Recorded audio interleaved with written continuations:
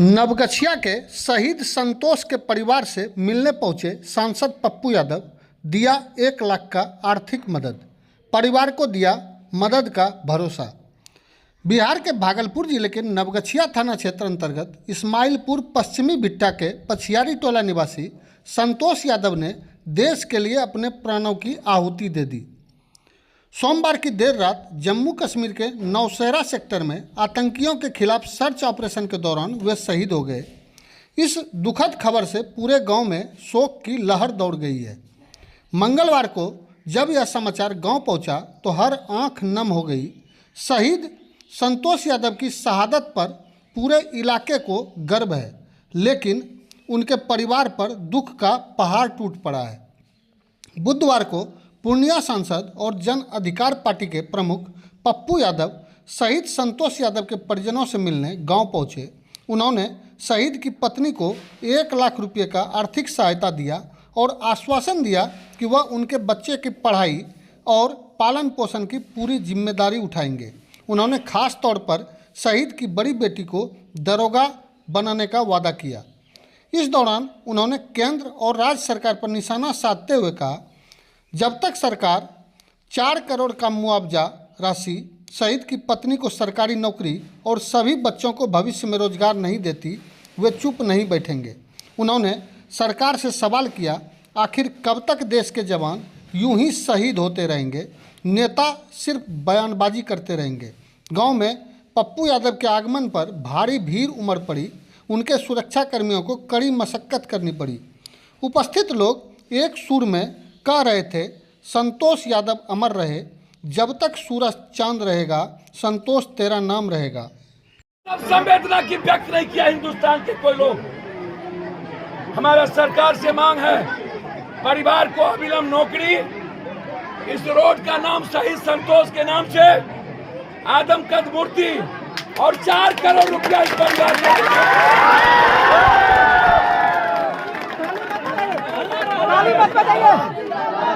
आपको यह वादा करता हूँ कि इस बच्ची का पूरा पढ़ाई, जब तक ये दरोगा नहीं बनेगी तब तक पप्पू यादव की बेटी है।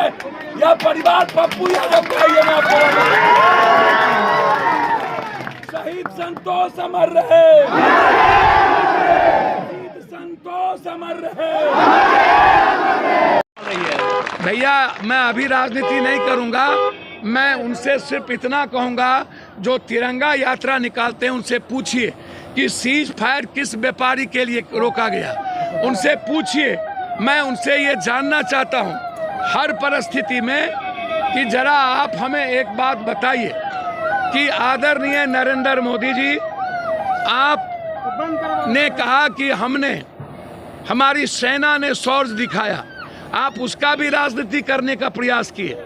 आपने ट्रंप के उस इनोसेंस ट्वीट पर आपने बिना सोचे समझे, जो आपका व्यापारी है, जो अदानी अंबानी, जिसका व्यापार पूरे मुल्क में और दुनिया में व्यापार है, मैं जानना चाहता हूं, क्या उस व्यापारी के लिए सीज फायर हो गया?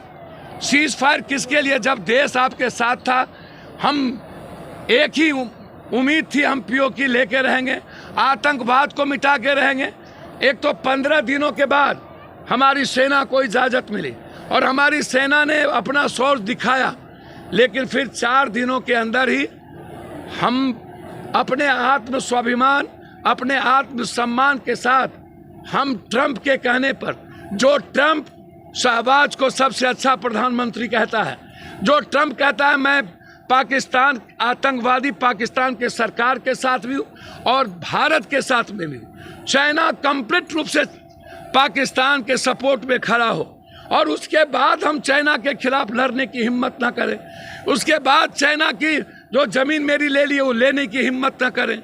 हमारे भीतर चाइना, एक चाइना नहीं, कई चाइना से लड़ने की ताकत है। हमारे जवानों के पास वो ताकत है, लेकिन हम मुख्य दर्शक बने रहते हैं। हमें एक बांग्लादेश का टुच्चा सा आदमी कह देता है कि मैं बंगाल ले लूँगा।